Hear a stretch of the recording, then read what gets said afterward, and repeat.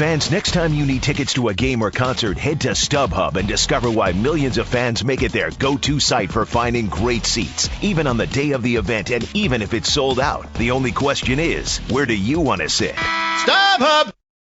The BS Report is a free-flowing conversation that occasionally touches on mature subjects. First of all, this is the BS Report with Bill Simmons. It might be cool, I don't know. And if it's not, I don't care. The BS Report with Bill Simmons. Bill Simmons works for ESPN. He's also named the Sports Guy, and he writes a comical sports column. He must be a popular dude. The BS Report. It's got a real dirty sound, like a rusty steak knife cutting through a well-aged steak. Now.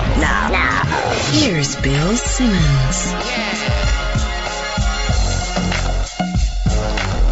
Welcome to the BS Report. It is a sunny Tuesday here in Southern California. First podcast since the big Red Sox trade, which I wrote about on Grantland.com if you missed it. A little bit later, my buddy Gus Ramsey is going to come on. Every year he reviews the new Madden football game, and he's going to be doing that for us. But first, we have to call JackO, right? My diehard Yankee fan buddy who is just gleeful about this Red Sox salary dump. We have to give him 20 minutes, so we're going to call him right now. Let's give him a ring.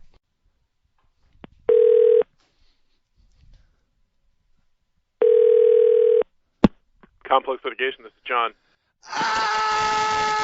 Johnny! There he is. What's up, Willie? Did you hear that shedding sound coming from the Boston area on Friday? That was the sound of $260 million being shedded. I think dollar bills are flying by my window on their way to Los Angeles. That was the sound of the reset button, Johnny. Yeah, it sure was. That was the sound of the last 5 years of our career. Oops, from Red Sox front office. Every move we made for the last 5 years. Sorry about that. We might have been the ones okaying those moves, but now we have a fresh slate, and we're going to be okaying a new fresh set of moves. Exactly. Here we go. Exactly. My first thought when the trade was going down Friday is I couldn't really believe that it was actually happening because, as you well know, I wanted you to be saddled with that albatross of a Crawford contract for its entire length, and I thought it was absolutely and completely untradeable. So my first thought was shock, and then I was a little disappointed that you were out from under that Crawford trade. Yeah. My second thought was, I wonder if the Dodgers need a third baseman. As long as they're taking bloated contracts for fading stars. Hey, we've got one of those. A-Rod, anybody? Anybody? Come on. He's an L.A. guy, puts people in the seats. Who is the Dodgers' third baseman? There was actually an article about this in the New York Post today about how allegedly the Dodgers called the Yankees in July and were like, any interest in trading us Sabathia and Teixeira? Seriously? The Yankees were like, oh my God, no. But Joel Sherman in the New York Post said they should explore trading A-Rod. They have somebody named D. Gordon who's hurt. Yeah. And they have, I guess the long-term plan is to move Hanley from shortstop to third base. A-Rod would have been really intriguing for them. Absolutely. I think he still could be. Got some pop left. BS Report listeners, I wrote about the Red Sox trade from the Red Sox perspective yesterday, and Jonah Carey wrote a really good piece from the Dodgers perspective. And his take was basically like, even though we've learned all of these financially responsible lessons with how to build your baseball team over these last 10 years, the Dodgers just kind of looked at the blueprint and said, nah, we're cool, actually. We're just going to spend lots of money. We have incredible amounts of money coming in from TV, and we don't really care. So how much does Gonzalez cost? What do we have to take? All right, good. Now, my dad said at one point Lackey was in this trade. Oh, my God. And if that had happened, I would have called Bud Selig and tried to throw myself in front of it. And that's all I can console myself with is the fact that you still have that Lackey contract. So apparently he was in the early stages, and the Dodgers, which I think is really funny, the Dodgers were like, nah, that's too much. We just that would be ridiculous if we took Lackey, but it wouldn't be ridiculous at all if we took Carl Crawford's $102 million. He can't play until next year. It's unbelievable. It really is unbelievable to me.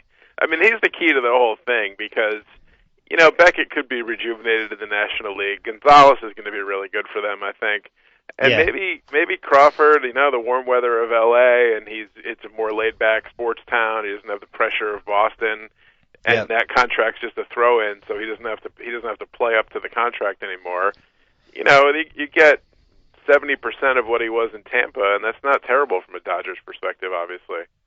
I feel bad for Crawford. I think this was just a disaster from the get-go, but Pete Abraham wrote a really good piece, I thought, in the Globe about Crawford and how everybody likes the guy, and he gives a crap, and it was just like a comedy of errors for him from day one, and it is a good point. Like, he played 2 games, and they dropped him from 2nd to 7 in the batting order. Last year, and it was just like from there, he lost his confidence. I think he might be salvageable. My thing with him is that it just seems like his body's breaking down. Yeah, I mean, he's a guy that relies on his legs. He's on the wrong side of 30, and he's had injuries now, so you don't like to see that. But I think he was Boston was a terrible fit, which is why I love that contract so much. He got paid way too much money for somebody who's not going to hit, 30 home runs and not going to live up to that money as perceived by fans. So I think just in L.A., where it's a lot more relaxed, they don't care about the money because they apparently have money that they can set on fire if they'd like. Right. He can sort of relax, and the Boston fans and the media is not all over him. So he may be rejuvenated. I think his body might be too far gone, but we'll see. I mean, he had a wrist thing. He had the Tommy John surgery. He's had issues with his legs. And he was somebody that was like an athletic specimen in his prime. I find it hard to believe that he's just going to rally back. But the other problem from the Dodgers' perspective is he can only play against righties. Yeah. And Ethier is the same way. Buster did a good job of pointing this out. Like, now they have 2 corner outfielders who can only play against righties. So now they need to get 2 more outfielders to play against lefties when Crawford comes back. But they don't care. Again, they don't care. The thing that I don't know if people back east totally understand is the Mexican component of this with Gonzalez. Mm-hmm. And just like, he could really be a signature guy for them in that community. They have such a huge fan base of Mexicans and Mexican Americans. Like, I really think that's why they overpaid for him. And I read online he's the first Dodger of Mexican, like superstar of Mexican descent since Fernando. Right. So that's a huge marketing thing for them. Who was the most popular Dodger probably the last 40 years. Right. And he's a nice guy. I don't have any problem with Gonzalez. I mean, the God stuff didn't go over that great in Boston, especially when he used it as an excuse. But a little bit of a whiner, and I guess, now, of course, the Red Sox smear campaign of that he was a clubhouse lawyer. That's and awesome. Kelly Shopick did or didn't use his phone to text John Henry or whatever. So he got caught up in all that drama. But, L.A. will be a lot better for him. He's a Southern California guy, so, he'll be right about there. The point I didn't make in my piece that I just forgot to make because I was under the gun with a deadline, the one thing I hope the Red Sox learn from this whole experience is they have to really pick carefully who they spend their big money on in that market. And I think this is something the Yankees have put a lot of thought into the last few years. Like somebody like Sabathia is the right kind of personality for that market, Mm-hmm. And when you look at like some of the guys the Red Sox have spent money on, it's just not, we had the most success with the idiots. Well, maybe that's what they need. Maybe we need more idiots. The other interesting thing is I wonder if players in Major League Baseball specifically, but maybe in all sports, if they take a look at the Crawford thing and say maybe it's best not to go for the most money, maybe I should look at like where it's a good fit. I mean, everybody at the time he was a free agent thought he was going to Anaheim. So maybe it's like instead of taking, $10 million more over the life of the contract or whatever the difference was, but then I go to Boston and I'm going to be miserable there. Maybe I take less money and go someplace where I'm happier. Because everybody in baseball always goes for the most money. The one guy that I recall off the top of my head who didn't was Greg Maddux when the Yankees were courting him in like 94, 95 when he left the Cubs to go to the Braves, and he was a big free agent. And they brought him and his wife into New York and wined and dined them and took him to Broadway and everything, and then he spurned more money to go to Atlanta. But most of the time, guys go for more money.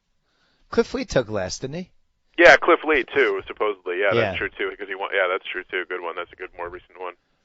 And Teixeira, basically, it came down to what, $5 million between the Red Sox and the Yanks? Yeah, but he apparently always wanted to go to the Yankees because he was a Mattingly guy fan growing up. So, right. That's interesting. If the Red Sox offered him more, if he would have ended up with the Yankees anyway. I watched a lot of Beckett's performance last night. Yeah. He looked pretty good. I mean, they didn't score any runs for him. I think anytime you have like anybody 3 runs in 5 1/3 or something, right? Yeah, I think all these guys love going to the NL. I mean, look at Zach Greinke going the other way. Right. It's just and Dempster going the other way too. Yeah. I think I love watching him hit. He didn't do well last night from the plate, but I do think he's kind of an asset there with the bat. But I don't know. I liked it. The Dodgers, the amount of money they're going to get from that TV deal, it's just stupid. Yeah, they're what do looking they at care? $4 billion or something over the life of that TV contract. It's like what the Yankees have with Yes. Yeah, and if you looked at what free agents were going to be available this winter, like we can all agree Josh Hamilton would be a disaster in Los Angeles. Right. Well, That's he'd be a disaster in Boston too. I mean, Boston cleared it cleared its space of all this money, but it's kind of like having a lot of draft picks in a bad draft year in the NBA or the NFL. You know, you have all this money, but the top 2 guys are going to be Hamilton and Greinke, and neither one of those guys is a good fit for Boston. Yeah. You so think it's that's like, a we have all problem? this money, but now what are we going to do? Let me just say that if they sign Zach Greinke, Yeah. I don't think they can put a word count on the column I would write about how stupid that was. It might be my first 12,000 word column, just killing a transaction. Like, learn something from some of these guys that you had difficulties with here. Like, Zach Greinke is not going to be able to handle Boston. He just won't. And it would be idiotic to go after him. I kind of like Josh Hamilton. I would talk myself into that one. Oh my God. Well, he probably hit 50 home runs at Fenway alone, but you know, that's fraught with difficulties. Let's put it that way. Ask me this: would I turn the channel every time he was up? No. No, of course not. The real issue is that they created this money partially so that they could give Ellsbury a massive extension. Yeah, I know. Make him one of the faces of the franchise, but he's been awful this year. Yeah, not to mention that he's made out of porcelain. I mean, you have to be very careful. He's got Boris as a agent. He's looking at he's looking at $100+ million contract, and he's played 13 games the past 2 years. Well, he played great last year. The year before that, he was out. The year before, and then he's been out basically 65% of this year. It's a real thing. Like, if you're shelling out that kind of money, I need to know that guy's going to be in the field.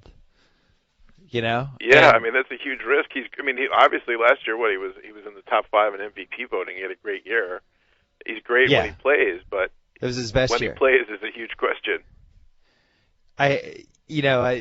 Teixeira is definitely say what you want about Mark Teixeira, but he's one of those guys where you have to do the disqualifier when you talk about him. Yes. But he's in the lineup all the time. Yeah, he got hurt last night, unfortunately, but yeah. Oh, he did? What happened? Yeah, he hit a ball off of his leg, and in so doing, he strained his calf or something. So he's got like a contusion or a strain of his calf. He's out for like a week.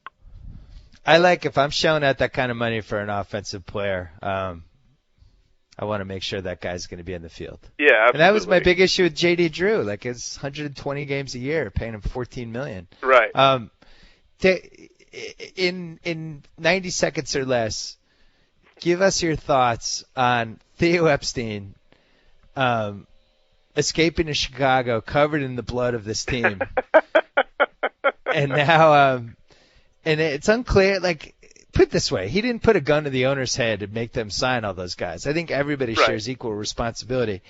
Looking back, do you think Theo wanted to shell out all the money for those guys, or do you think he was being pressured by the owners to do so? No, I think there was definitely some pressure to get, I think the Lackey and Crawford thing have the fingerprints of ownership all over it, although John Henry disputed that. But, Theo was allegedly this, not allegedly, I guess he was a sabermetric guy and, looked at the numbers and had his laptop Carmine and did all these computer programs and was into Bill James and all that. And then it was so against hype to then go out and throw big money at big free agents, because he was always like, well, we'll do it through the draft and our homegrown players, which was always a little bit overestimated, I think, or overhyped. Because, let's face it, they won in 2004 because they had Manny and Big Papi, who were the modern version of Gehrig and Ruth in the lineup. Well, they And made the Pedro, really smart. They had Pedro and Schilling, and they went out and bought Schilling. And Folk. Don't forget Keith And Folk. Folk was a good closer, and he had a lot of stuff left over from Dan Duquette. And he Yes. gets all this credit for the Nomar trade at mid-season, but It was a great trade. Nomar was they had that game at Yankee Stadium where he sat on the bench and every other Red Sox was on the top step and Jeter's diving into the stands. Yeah. Just about killing himself, and Nomar's pouting because he got benched or moved down in the lineup or something. Still a So that ballsy wasn't trade. that bold of a move. They had to get rid of him. It was bold though, because everybody in Boston hated they loved Nomar, like they were mad. It was a very polarizing trade. They pretty much hated him by then, though. Well, And they then did, they- but it was they- still polarizing. We're But getting they- like some guy nobody had ever heard of, except for like diehard baseball people. They caught lightning in a bottle, and they got hot at the right time and all that. I mean, he won the World Series. You can't take that away from him. He was the GM, first one in 86 years and all that. In 07, it was more of his own players, but they still had Manny and Big Papi, and Josh Beckett was all world, and he never even wanted Josh Beckett. That happened Right, he when didn't he make that escaped trade. in the gorilla suit. You But could make a case that he was 2 games away from winning no titles. yeah, sure. 'Cause if they lose Game 4 or Game 5 at Fenway against the Yankees, they don't win that year. And then if Beckett doesn't have that superhuman game in Cleveland, when Right. the Red Sox were DOA. I mean, I was watching that game thinking we're screwed. The only way we have a chance is if Josh Beckett is just totally lights out. And he was. And then it ended up, they turned things around. They win the World Series. But you could say, like, if those 2 games go differently, it's a disaster for him. And then also, as you said, Beckett wasn't his trade. Right. And that was the guy who kind of swung 07 for them. But I don't know. I thought he did a good job with some of those value guys in 03, 04. But, man, when you look at you could put it this way. You could write a really good piece just crushing his Boston tenure if you wanted. You could skew facts certain ways and make it seem like he did a terrible job. I think the truth's in between. He picked guys up off the scrap heap like Big Papi. I think he was the guy that signed him when he was released by the Twins. Bill Miller. He got Bill Miller, right? He got Kevin Millar. Yeah. Right, all those guys that were role players and the band of idiots and all that. So that, kudos to him. He was the GM that did that. And then he got out at just the right time. Now, either he got out because he was sick and tired of the working conditions, or he saw the handwriting on the wall that, my God, these guys are brutal and this whole thing is going to implode. And I have to get out.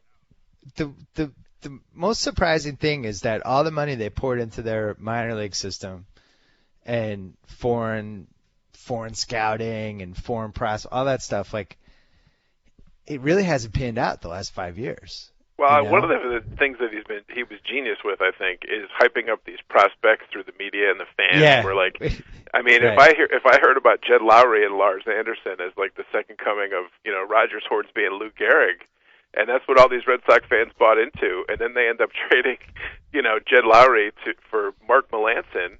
And they traded Lars Anderson, who was like untouched. Oh my God, we can't possibly part with Lars Anderson, until he got to AAA and hit like 220, and they shipped him out for like a bag of balls and a player to be named later. So he Wait, hyped hold up on his though. prospects. To be fair, the Yankees and the Red Sox are equal guilt offenders here. That no 2 teams use their media connections better to hype up True. prospects that never turn out. Betances and Ben Wallace and all that. I know. I've heard about them a lot for the Yankees too. No question.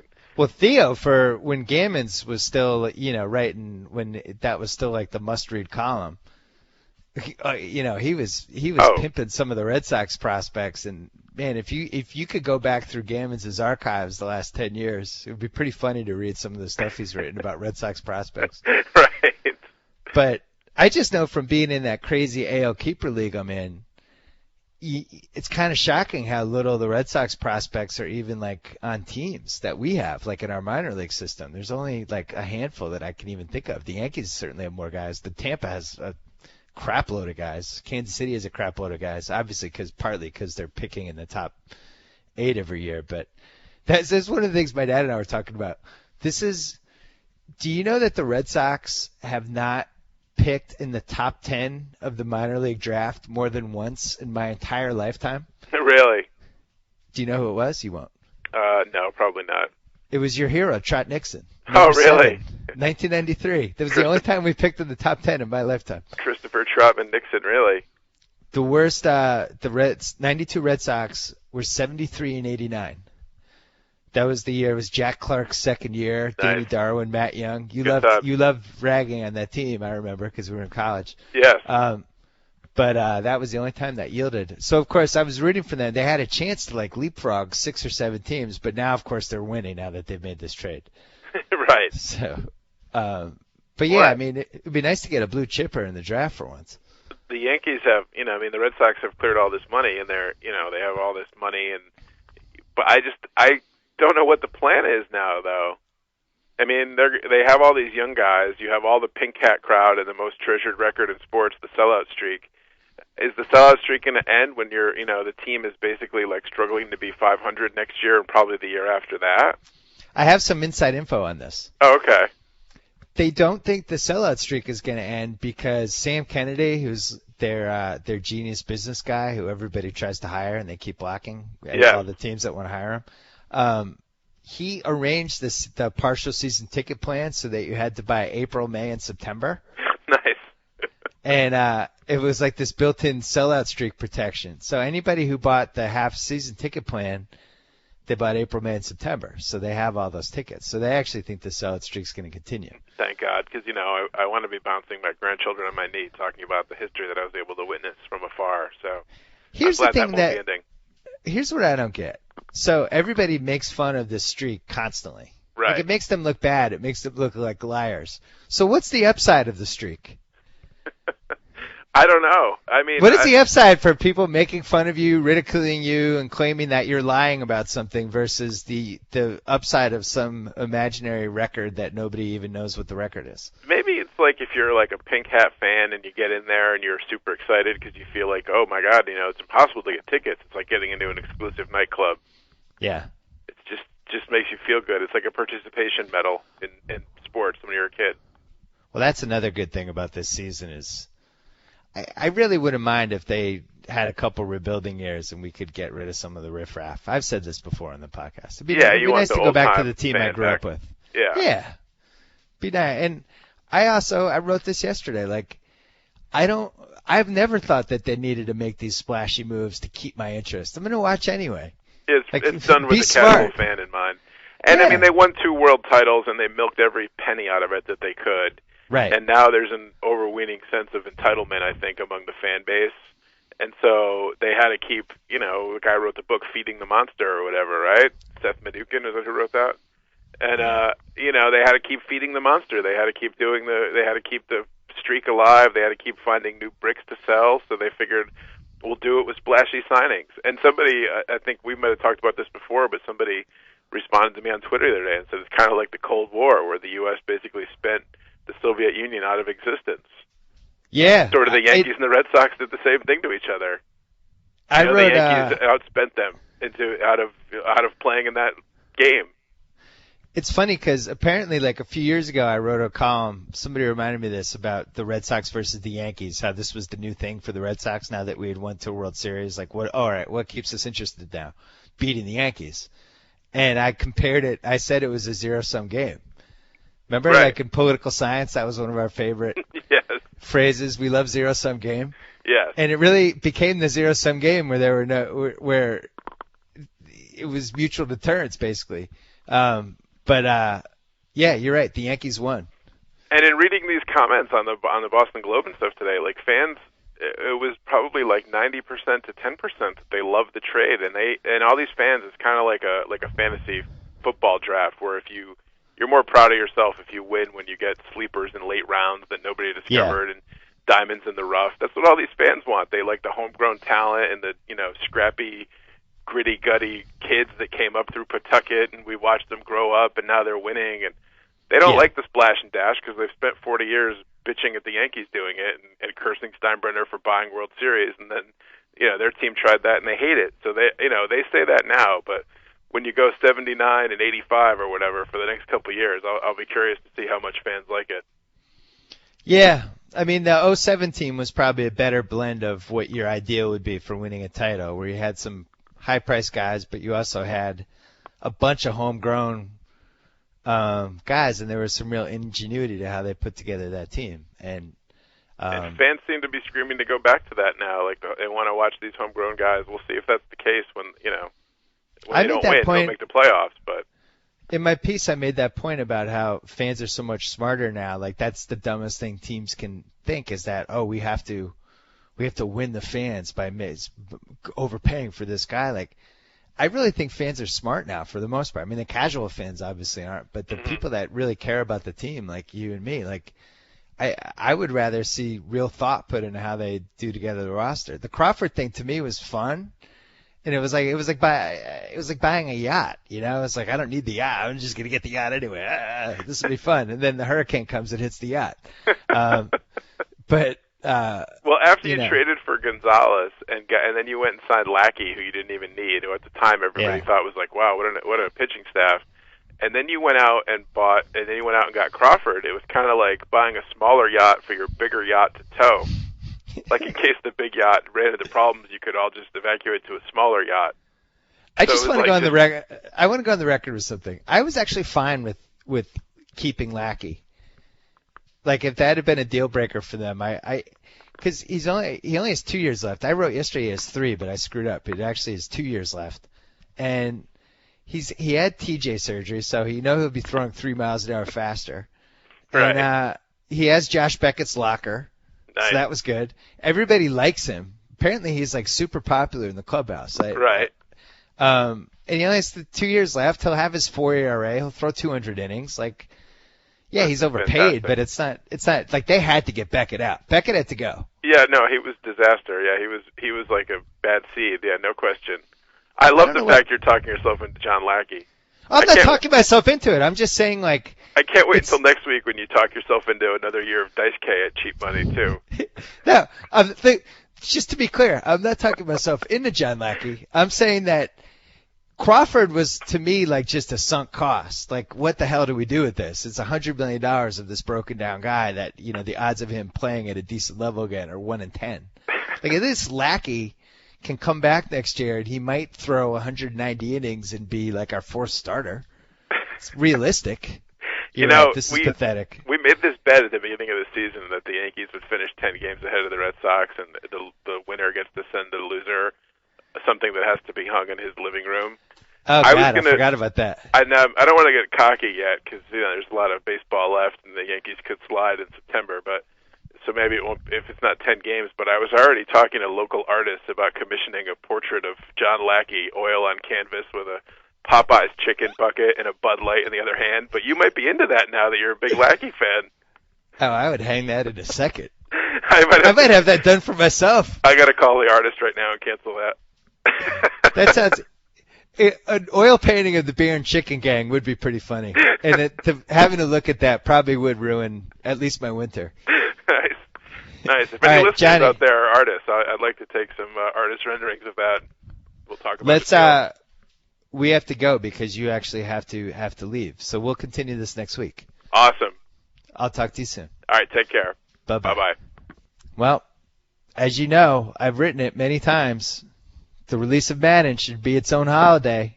And then Madden stole that idea, and they made it a whole Madden holiday campaign. No royalties for Bill Simmons. On the line, as always, a BS Report tradition, my buddy Gus, who's going to review the new copy of Madden 2013. But first, you're the biggest baseball fan I know, probably. What'd you think of the blockbuster salary dump trade? I agree with my buddy Steve Berthium. It's one of the rare occasions where they actually fired the players instead of the coach. I thought it was kind of cool, and the fact that they were able to find a team to take all that money, it's pretty remarkable.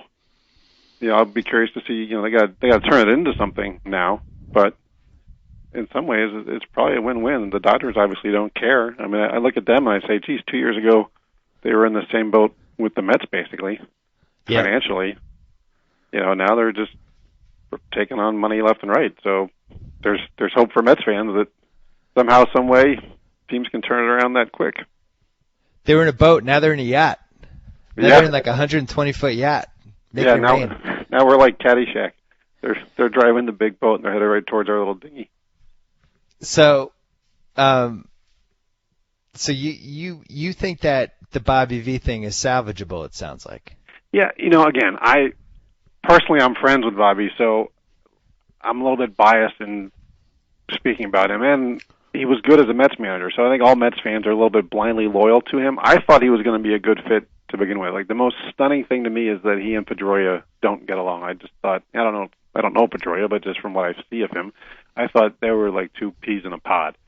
I think the Euclid thing was just that the comment just shook everybody and set them off all on the wrong foot, that it took him time to recover. But Bobby's an acquired taste, and there are veteran players who have gotten along with him in the past, but the book on him tends to be that he does better with the young guys. So I don't see people lining up to sing Kumbaya with Josh Beckett, and I think Adrian Gonzalez is one of those quiet guy, likes to be kept to himself kind of guys. Yeah. Maybe the combination of Bobby and the Boston spotlight and all that was just not a comfortable fit for him, kind of like that happens to players in New York too. So in the end, I think Bobby can still work there. We should mention you worked with Bobby on Baseball Tonight once upon a time. And I wonder if he'd do this over again, because he had a pretty good life. He was on TV. He was happy. Everybody liked him. His last job was his last baseball major league job was the Mets. He had some success. Like, easily could have just kind of rode into the sunset there from a baseball standpoint. Instead, he walked into this quagmire of a mess. Yeah, I think there's a chance, but I guess I would be surprised, because Bobby's pretty smart, that maybe he didn't know necessarily going in how bad it was. And it's the Red Sox, and you certainly had a roster that was capable of winning a bunch of games and getting into the postseason.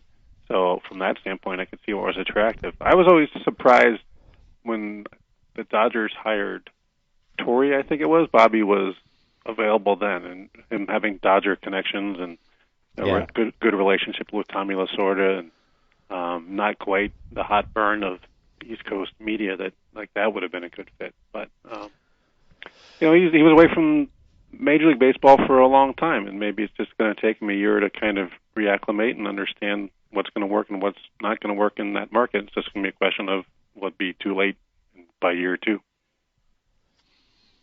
I think it might be too late. We'll see, though. Maybe this last month. See, I think the guys are going to roll over on him this last month if they don't like him. If they do like him, they'll play hard for him. But there's a lot of rollover possibility this final month, which I'm rooting for draft pick purposes. No offense, Bobby.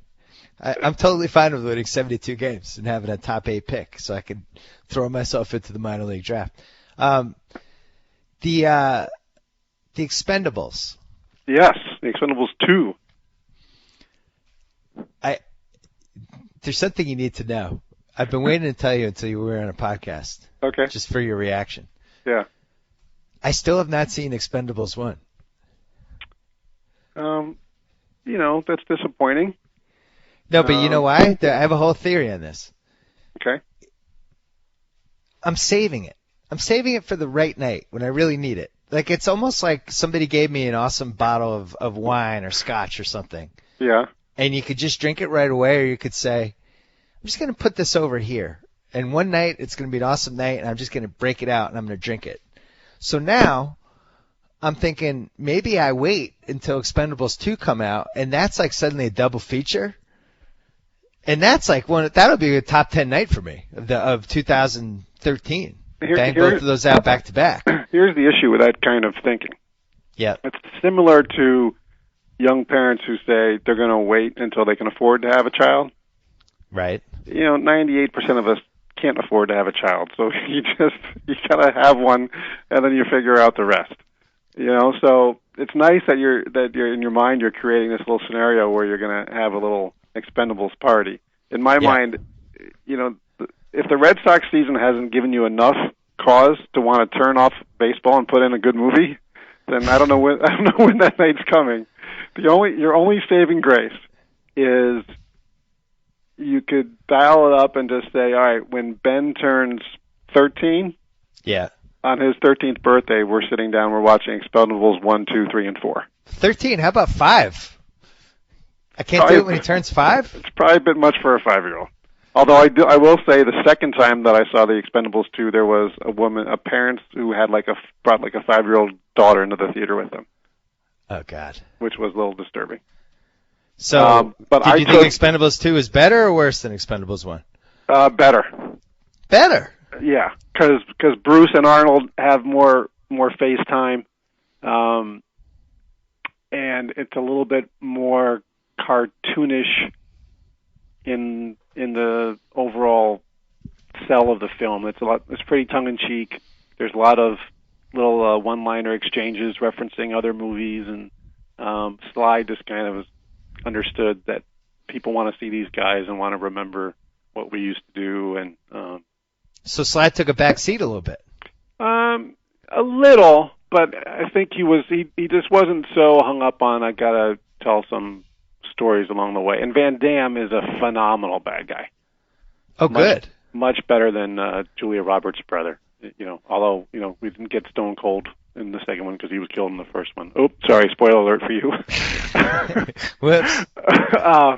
But he's just great, and there's an awesome fight scene with Sly and Van Damme, which is really good. And so the cast is just a little deeper. You get some quality Arnold and Bruce in there. And, I spent 28 days in London and couldn't sleep. I was sleeping like 5 hours a day because my time clock was so screwed up. Yeah, that would have been any of those nights would have been a good night to put on the old Expendables DVD.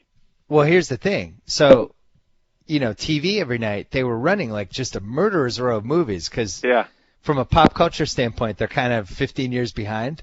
Yeah. So it's all movies I'd seen, but movies I love, like The Warriors and things like that. And one night they had Bloodsport, which I hadn't seen in a long time. And I forgot. I mean, that is an absolute classic. And Van Damme is just incredible in that movie. And he's like, the unintentional comedy's off the charts, but he's good too. It's such a good movie. I really enjoyed it. Too bad the sequels were all terrible. But I think that's the only Van Damme movie before The Expendables 2 that I've seen start to finish, like on purpose. All the other ones you just kind of like stumble into on a random cable showing. This was the first Van Damme movie I've ever been to in the theaters. So he'd kind of fallen off the grid a little bit. So to see him, just to go, wow, he still looks good, and he's only 52, and he just played it really great. And then I will tell you this: I went on Friday night with a friend, and then I deemed it PJ proof, which is my 13-year-old. Make sure I could take him. I took him the next day. Friday night when I saw it, the first time Chuck Norris appeared on the screen, people applauded. Oh my God! And I had someone on Twitter tweet me the exact same thing unprovoked. They just said, "Oh, saw Expendables 2. People cheered when Chuck Norris showed up." That's great. Because that whole internet thing gave him like a whole second life of coolness. Yes, the whole Chuck Norris can beat up anybody. That's why. That's in the movie, Chuck Norris tells a Chuck Norris joke, which is great. Oh, good. Yeah, it's really funny. So Chuck Norris, he's another one who's some of his movies. The first Missing in Action, which I was also watching in London, that was also on.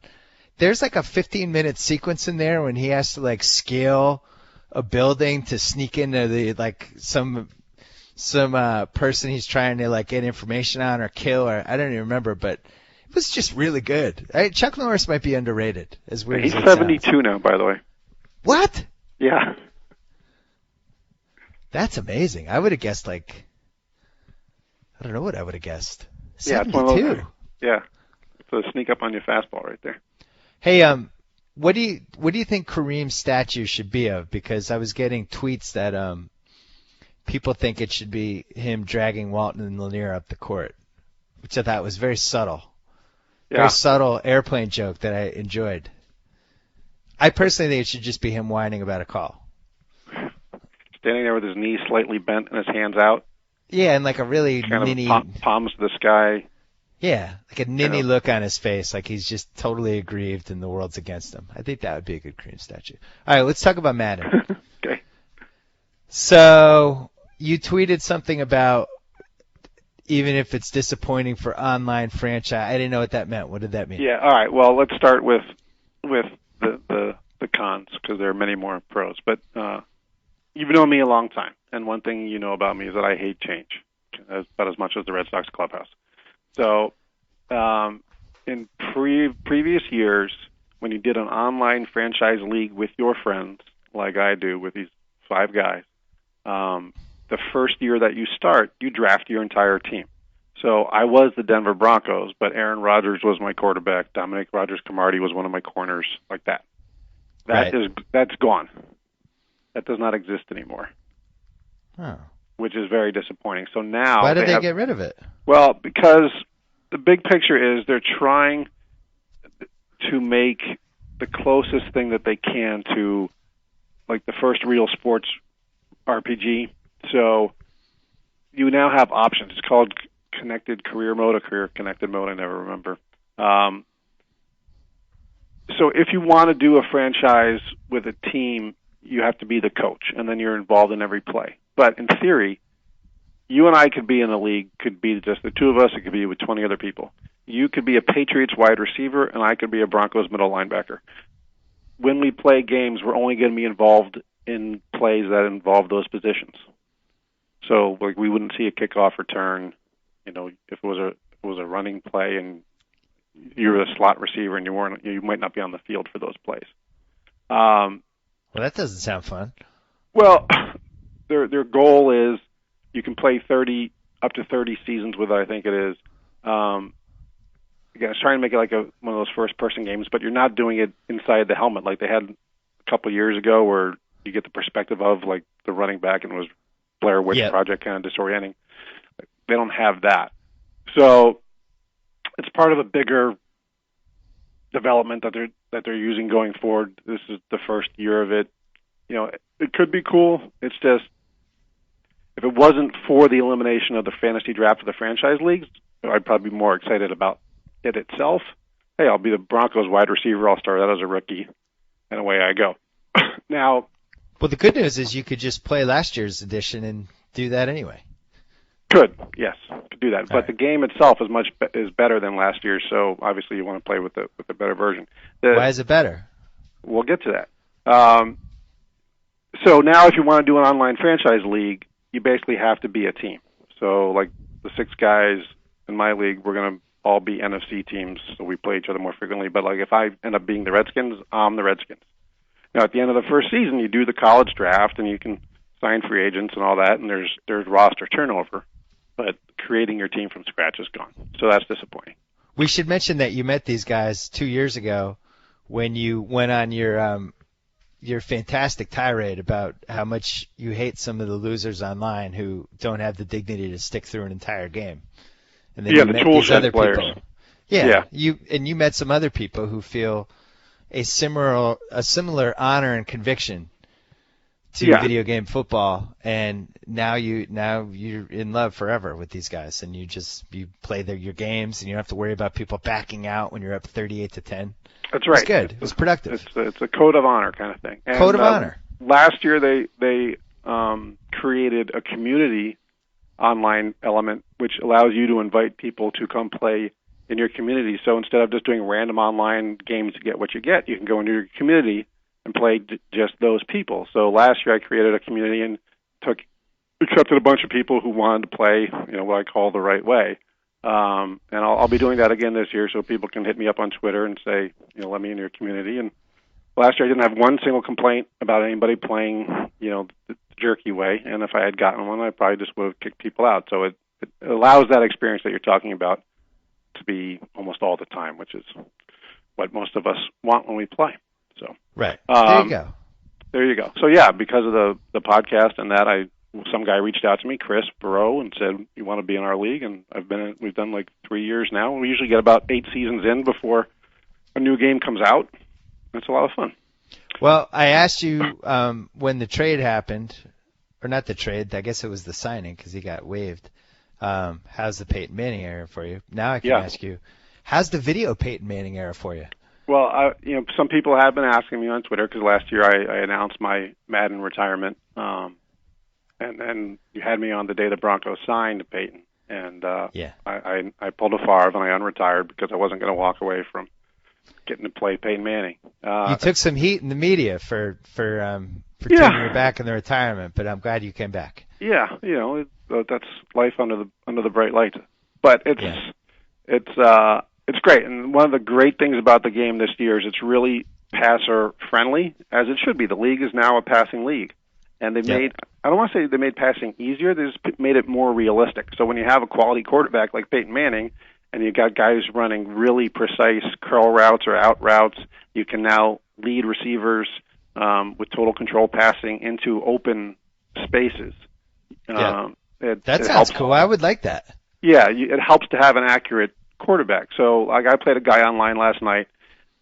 Demaryius Thomas went into the back of the end zone, and the defender was about 2 yards in front of him. Now, if you years prior, you throw that pass, lob, whatever, more often than not, it's going to be picked or batted down. But this one, I was able to drop in over the defender. Linebackers, one of the big things is players now, defensive players have to see the ball to make a play on it.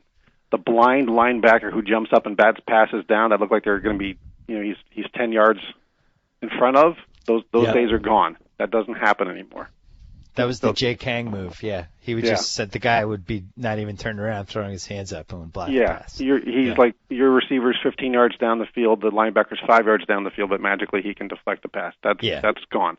Receivers are much better at tippy-toeing on the sidelines and getting both feet down.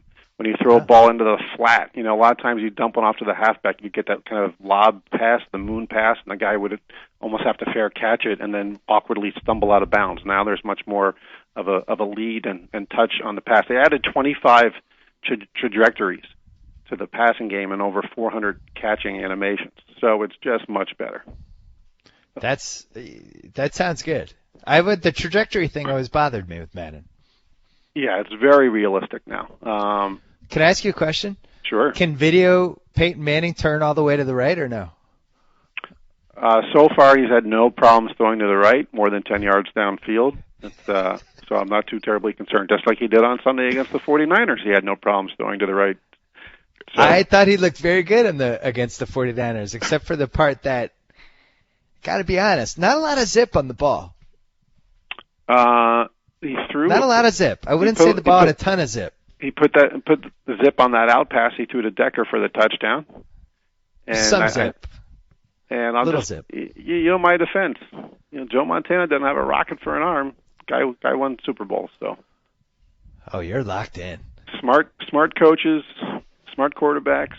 You don't call plays that require a lot of zip. You didn't like when Bill Barnwell wrote on Grantland that Denver had basically no chance to win the Super Bowl. I don't agree with him, by the way. We argued about this on the podcast last week. I think you have to say they have some chance because they had a pretty good team last year. Yeah, I mean, if you're going to, it's probably in the less than 10% chance, but I wouldn't say they have no chance. Did you watch Tebow against the Jets, by the way? Tebow. Tebow on the Jets on the preseason game when he came in. Yeah. He came in, and then he threw the terrible interception, but then it got set up so that he could march the team down the field for the game-winning touchdown like always. Yes. And then it didn't happen. And it made me think, like, maybe last year was just like one of the all-time craziest lightning in a bottle series of miracles that just we'll look back on and just think someday, like, oh, my God, remember that year when Tebow won all those ridiculous games, and then he was out of the league a year and a half later? Like, I did have that thought. He had a game early in his Bronco career against the Chargers, which was very similar, where he came into the game and let a furious comeback and then threw a pass into the end zone on the last play of the game that wasn't caught. So it has happened, but and I have plenty of Jets friends who I tell, like, when the games start and when he comes in and does something great, you just get so excited. You know, because he has so much energy. It's kind of be like watching Vinnie Johnson when you were a Pistons fan. You just knew, like, all right, he's in. Something cool is about to happen. We're going to get some instant offense. But then he rolls out and he underthrows a guy by 15 yards into 4 defenders, and you just want to bang your head against the wall. But you don't miss that. There's that element of anything can happen. I'll just be curious to see how much he actually plays. Here's the best thing. The best thing I could say about Tim Tebow is, I make a concerted effort to avoid preseason football, even with my own beloved Patriots. It's fool's gold. You get excited about these guys. Remember the famous Michael Bishop preseason when we were all convinced he was going to be the next Cordell Stewart. But it's fool's gold, and you're almost better off not watching it and clogging your brain with these guys. But for some reason, I had that Jets game on, and I was waiting for Tebow to come in, and then I watched every Tebow snap. Yeah. It is pre-season. I just enjoy watching I enjoy the ground balls. I enjoy, when he it seems like he's going to get sacked on every play and he ducks away. Like I kind of missed watching him. I don't know. And you're not alone in that. And I think there's a legitimate question to be asked that, like, if the Jets start 2-4, they don't have an easy beginning of their schedule. No. It'll be similar to what the Broncos went through last year. If we're going to be bad, do we want to be entertaining bad or just bad? Mark Sanchez is probably better than Kyle Orton and probably gives the Jets a better chance to win than Tim Tebow. But they really did Sanchez a disservice with the weapons they gave him for this year. I know everybody's talking about this, but I really, watching them, I just don't see how they're going to score touchdowns. No. It seems like they're going to have to grind out these 12-9 type games where they have the ball for 40 minutes at a time. They have no explosiveness whatsoever. Yeah, Colin Coward says it all the time. Sanchez has actually gotten better year by year as the weapons around him have gotten worse. They have no weapons. I don't even know who I'd want on my fantasy team from that team. But no fault of his own. There could come a time where if they start 2-4, Woody Johnson's going to be like, you know what? People watch when Tebow's on the field. Put him in. I'm one of those people. Which, let's go full circle. So, have you played Tebow in the new Madden game? Like, what did they do for him? That's funny. I haven't. And probably, I'm guessing. Last year they didn't really know what he was going to be. So he was probably better in the game last year. Like, I can look it up real quick. I have the book in front of me. But his passing accuracy, was probably like in the low to mid 70s last year. And now it's 20. Just based on what he did in college. But I now wonder if they built some stuff in so that he's terrible for 3 quarters, but then in the 4th quarter, like, he heats up. Like, that would be funny if they put thought into it. If he had like a mojo rating. Yeah, there's some sort of like clutch ranking or something, but his was like 150 out of 100, and it overruled all the other terrible Madden qualities he had. That'd be pretty overall, interesting. he's a 77 overall. He's got an 81 speed, which is off the charts. Sense. Yeah, he's got a 78 awareness, which is relatively low. His throw power is 87, but his throw accuracy is 72. Oh, 72! Oh, my God. I think they were drinking when they did that. I would have gone like 42. Well, by comparison, like Vince Young has a 74 accuracy. Is that also too high? Colt McCoy's an 83. Oh, Brandon Whedon is an 83. All right. Man, so everybody basically is 80 or above. Seneca Wallace is a 73, so he might be the lowest. Oh, wait, no, here we go. Troy Smith is a 69. He's the lowest accuracy that I see on here. So Tebow's only slightly better than Troy Smith. That's kind of frightening. You remember I loved Josh Freeman 2 years ago. Yeah. Last year I fell for Tebow, obviously. Yeah. I think Russell Wilson's going to be my guy this year. I'm like eating up the Russell Wilson coverage. I'm right there with you. I watched him play the entire preseason game against the Broncos, all of the parts that he was in it. That night I tweeted, I was like, this guy's really impressive. He's special. He's something special about him. Like, even you read the quotes and people just seem like they fall all over themselves when they have interactions with him. And I went on YouTube. I watched all his Wisconsin highlights. I think I'm all in on Russell Wilson. I might even bet the Seahawks over just so I can have like a real financial interest in rooting for them. And again, if you're a lifelong Madden player and you're a Seahawks fan. Yeah. Well, now you get to start franchise mode with Russell Wilson as your quarterback, and you get to play that guy for 15 years. Again, the fact that the passing is so much better now. Between him, Cam Newton, and RG3, and Luck, like the video game quarterback depth chart is really strong right now. You mentioned Cam, really cool. Cam Newton must be a monster in video games too. Yeah, he's a beast. I will say that they it's not Michael Vick video football. You can't just drop back and then decide to run. Yeah.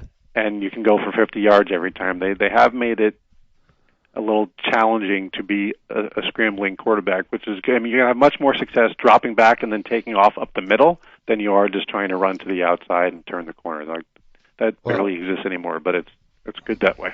How many days have you been playing this? You got an early copy, right? Yeah. Zach Farley from MaddenTips.com, who helps write the Madden strategy guide every year with Steve Gibbs, which is great, by the way. Yeah.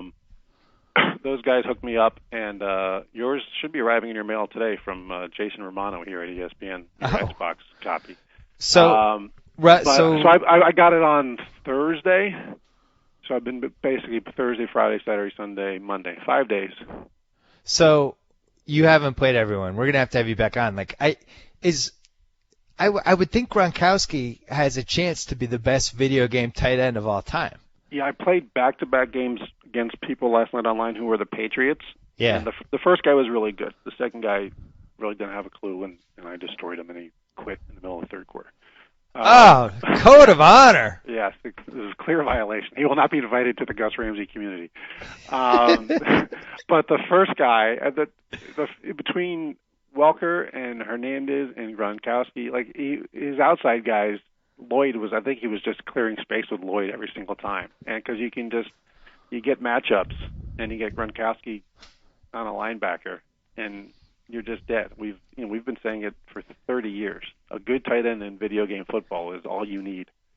And then offensive coordinators figured that out 2 years ago. Yeah. What's funny is the Patriots once again have acquired somebody who I always traded for in video game football, Brandon Lloyd. It's just the fourth time this has happened. Because Moss was the all-timer. Hey, before we had Moss, every year I would figure out convoluted trades to steal Ross from the computer Vikings team or Raiders team or wherever. But Brandon Lloyd was always one of those guys who translated so much better to video game football because he had the speed, he had the impossible catch, high ranking, and just he was never as good in real life as he was in the video game, and now he's on the Patriots. Yeah, one of the cool elements in the game this year on the defensive side is kind of a play or it's called read and react defense. It's disguised coverages. Yeah. So last year, all you had to do was send a guy in motion, and you can tell if a guy was in man or zone.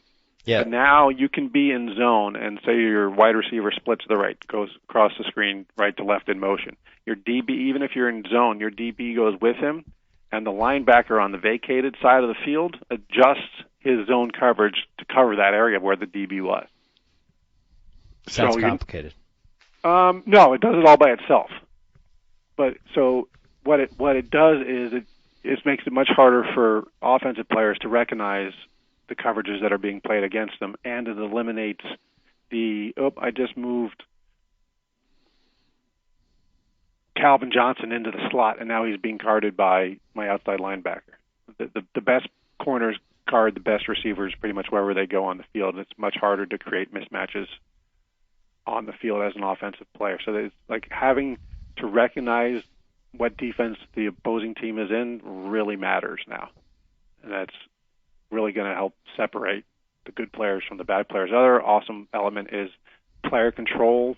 You throw a ball down the field and you would try to take control of your receiver, and then he would just make a sharp right turn and run into the bleachers. Yeah.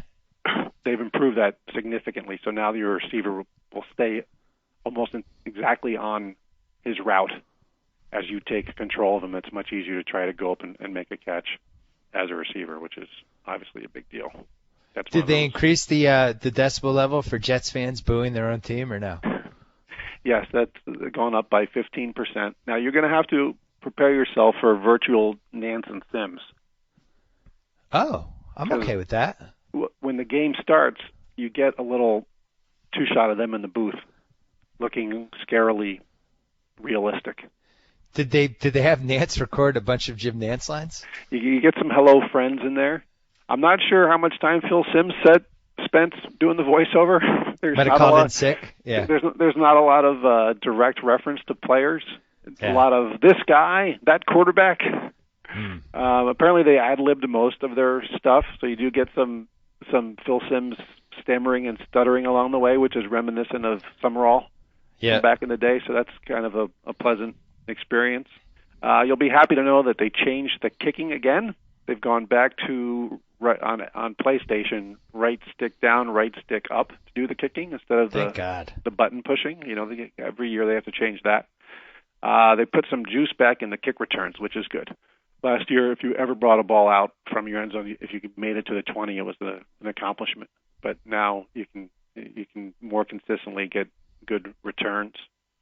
They fixed play action passing, where the quarterback doesn't take so long to execute the play action part. And if you see a blitz or someone break through the line, you can hit the R2 button on PlayStation, and he just basically bails on the play action part and goes into throwing form. So you can not always. Used to be if you get blitzed on a play action, 90% of the times it would be a sack, so you can avoid that now. Right. Well, if Russell Wilson does really well this season, the first few weeks, they can update his ranking for the online people, right? Do they do that, or do they just have to wait till next season? For random online play, yes. Like if you and I are going to play a game on Saturday afternoon, and then Russell Wilson 3 weeks in is playing great, they download. I think it's like every Monday or Tuesday. It might be more frequently than that. They download updated rosters, and I think they adjust rankings, but I'm not 100% certain on that. One thing that you have to be wary of is, like if a guy's on the injured list, like the Broncos' Chris Cooper is their starting right guard, but he's hurt, so they immediately put in the backup guy. So when I go to online play, at some point I have to update or save my depth charts. I can still play Chris Cooper, but if I don't make that change, then my 65 rated right guard instead of my 85 rated right guard is going to be in the lineup. You have to remind yourself of that. One suggestion I do have for them that my friend Chris suggested too is when I go online and I look at my friends in MLB The Show, if you're playing say you're playing Red Sox Yankees, I could see it's seventh inning, and I'll be like, all right, he's only got two more innings to go, so I'll wait, and then I'll send him a note, see if he wants to play. Madden needs that. So like if I turn on my system and I put in the game, hey, Chris is online, he's playing. I have no way of knowing if he's just started, if he's almost done, if it's an online league, where are these guys almost done with their game, or if he's just practicing. Because guys will send me notes, want to play, and they have no way of knowing what it is I'm doing. And if I'm in practice mode, whatever, I'll stop down right then and there. But sometimes I just started a game. I'm not going to stop in the middle of the game to send the guy a note like, oh, sorry, you're playing a game right now. So that would be a nice ad that they could have. One thing that you're going to love, and speaking of Peyton Manning, I love, they got a bunch of quarterbacks recorded their voices doing signal calls. Oh, that's cool. So they got Brady, Rodgers, Breeze, both Mannings, Cam Newton, Michael Vick, Rivers, Roethlisberger, Romo, Ryan, and Tebow. So like when Peyton Manning's audibling, you hear Peyton Manning's voice. Apple, apple, over. Oh, that's great. Yeah, that's really I would cool. love that. I'm such a dork. The wide 9 defensive scheme is in the game this year, popularized to some degree by the Eagles last year. That's in the game. They brought back and I think slightly altered. Remember a few years ago, before the play, you could try to guess run or pass, and then it went away for a little while. They brought that back, and on PlayStation, by holding down the L2 button before the snap, you can guess run left, run right, pass. Where that's very helpful is on 3rd and inches or 4th and inches, the quarterback sneak was almost impossible to stop. But now you can commit to the run before the snap on those plays, and basically everybody floods up the middle, and you actually have a chance, again, for when you're playing a tool shed guy and he's going for it on 4th and 1 on his own 6-yard line, and if he doesn't get it in the first quarter, he's going to pull the plug. Right. That's a play that you can use. If the guy runs a sweep or whatever, you're going to get burned. If you call a run and it's a pass play, it's a significant advantage for the offense. So there's risk in it, but again, it makes it more realistic. We have to go because we're turning the studio over to the Grantland Hollywood Prospectus podcast. They're breaking down the sequeltology bracket, which I don't even know what that means. We did a sequeltology bracket that launched yesterday, where our readers, the 32 best sequels of all time, and our readers are going to vote and see who wins. And some people Rocky got let. 2, Rocky 3, Rocky 4. All 3 of those are high seeds. Yeah, but there were some tough ones that didn't make the cut. Sure. For that our generation would have put in. But first of all, Austin Powers 2 didn't make the cut. Wow. But Wayne's World 2 did. I'm still trying to figure that one out. But not having Halloween 4 and Halloween H2O in there, I'm not going to lie, it hurt. It genuinely hurt. And all right, one other thing then before you cut me loose.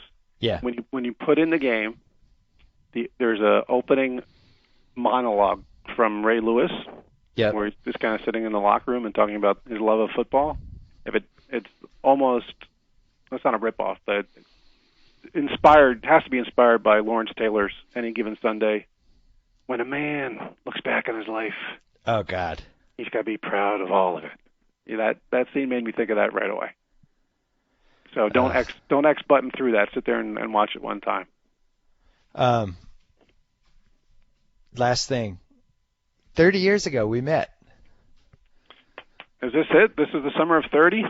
Summer of 30 for us. Wow. My parents got divorced in 1980. Yep. I lived in Brookline, Massachusetts for 6th grade and 7th grade, and then finally had to move to Connecticut to live with my mom, and was very unhappy about leaving Boston. And went to Greenwich Country Day, school that your dad taught. Met your dad, who was the basketball coach and my 8th grade English teacher. We were in a gym. You showed up. My dad was in charge of admissions as well, and he had to interview your mom. And he said, I got to talk to this guy's parents, and apparently he likes basketball. Can you go down to the gym with him and shoot hoops? I was coming off a big season playing for the Brookline town team in 7th grade. You were going into 8th grade? I never remember this. You were going into 8th grade. And I was coming off a really good town team season in Brookline. And I was going into 10th. And unfortunately, that was like right around when I peaked with basketball. I might have actually been better in the 8th and 9th grade than I was than I am right now. There's no shame in that. You know, I saw your dad because I took him to Game 4 of the NBA Finals, and he reminded me, I totally forgot this, that I got hurt in the 9th grade. I always felt bad about that our 9th grade team sucked and that I didn't have a good year. Yeah. And then he reminded me that I like really badly pulled my hamstring, and I was like playing hurt that whole season. And back then we couldn't cheat like the NBA players do, where they put like the giant electrolysis machines on. So I feel a lot better about that 1984 So really, season. it was a heroic effort out of you. Really was. I played hurt the whole year. I felt really good about myself. I was like, oh yeah, I forgot about that. Yeah, I gutted it out. Did you have any negotiations while you were in Europe with teams over there? I did not. Oh, but yeah, so 30 years, and we started playing in television, and now we're doing a podcast on internet radio about Madden football. So yeah, it all comes full circle.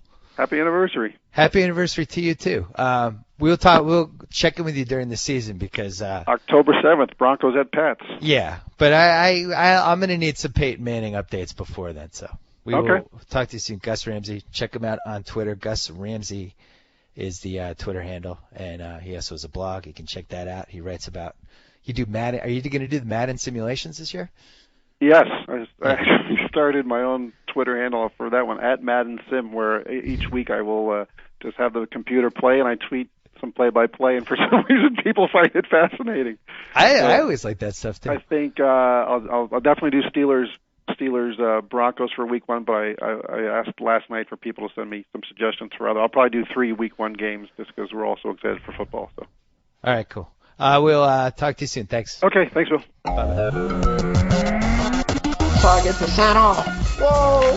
Thank you for downloading the BS Report with Bill Simmons. Too much fun. Check out more podcasts at the iTunes Music Store or at Pod Center at ESPNRadio.com. Peace out. All right, fans, by now you should know that millions of fans use StubHub and the StubHub app to find the seats they want to games, concerts, and more. But one thing you may not know is that you can also go on StubHub to set a price alert. That means you choose where you want to sit and the price you want to pay. Then if another fan lists tickets for sale within your price range, StubHub will email to let you know. Pretty great, huh? So head to StubHub today to get your tickets or the app to set a price alert. You can't go wrong. StubHub!